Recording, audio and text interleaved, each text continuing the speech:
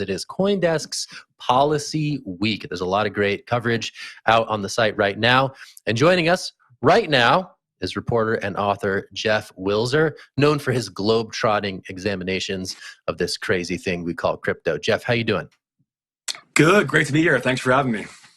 Yeah, so, you did this piece, great piece, looking at countries around the world and their approach to regulating crypto. As you see it, which countries are getting it right? Which countries are getting it wrong? And is there sort of a common theme uniting them all?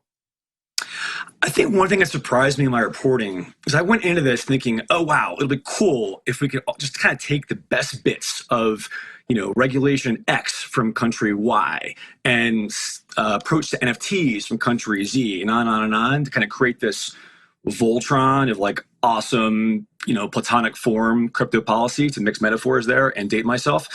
And I was kind of surprised that the people I spoke to were not really in agreement that, oh yeah, there's definitely one country clearly getting it right, or clearly the best in class is this country. The vibe seemed to be more that people appreciated kind of like experimentation and humility and not trying to like quickly do some like complete overhaul that might be going the wrong direction entirely, right? So I think that there's, for years there have been appreciation for like the Switzerlands and Singapores of the world for making it easy to set up shop, right? Or Malta. Okay, now it's easy to kind of like get a company or project headquartered there.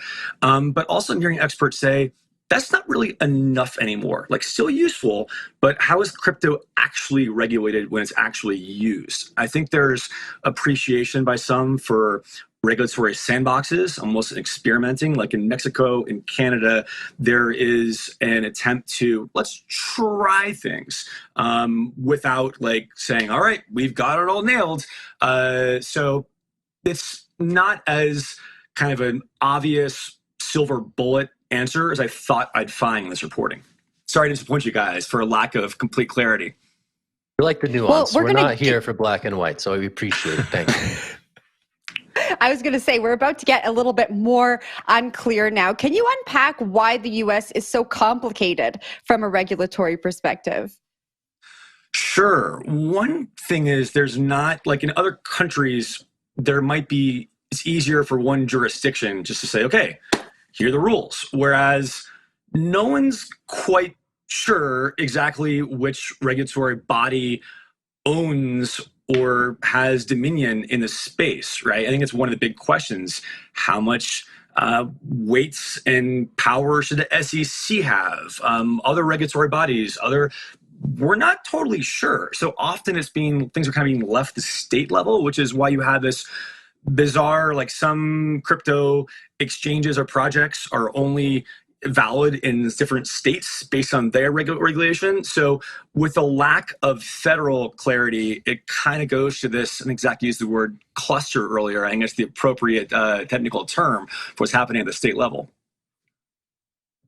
You would stay in the U.S. for 1 second and boot it up to Adam to go maybe with a little more international question. But you have this recent piece talking about crypto legislation in the United States. And as we talked about in the last segment, it's really fragmented. Like, we like to divide things between like blue and red, Republicans and Democrats, but that's not really how crypto has shaped up so far. I mean, there's definitely more of an edge of skepticism among Democrats, but not so much among Republicans. Tell me about this piece. What was like the main takeaway from writing this article about legislatures and their view on crypto?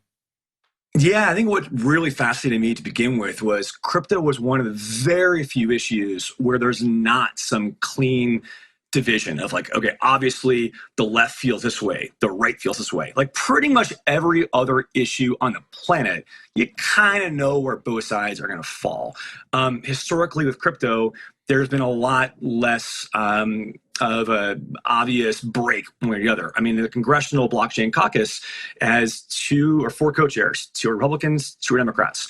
The 40-person body is split with it's a roughly even split, Democrats and Republicans. And historically, there's been support from both Republicans and Democrats. To piggyback an earlier analogy, lots of cake has been thrown at both sides of the aisle from the crypto industry. And so with that cake came support. I think no one's had been tied up in their house yet that I know of, but with that cake, lots of goodwill across the aisle.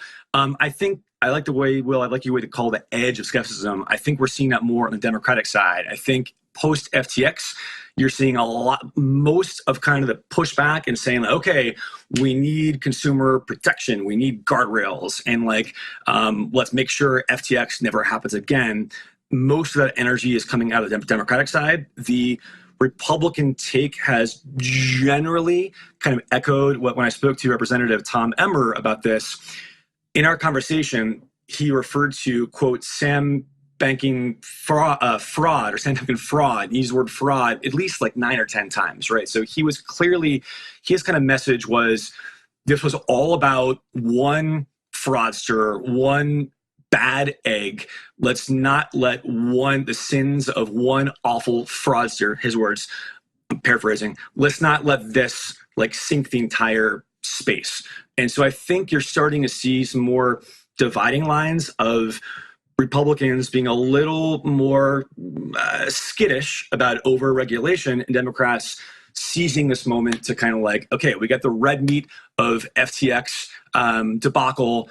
This is the time to make our case that crypto is dangerous. Let's do what we can to have tough, stern, teethy protections.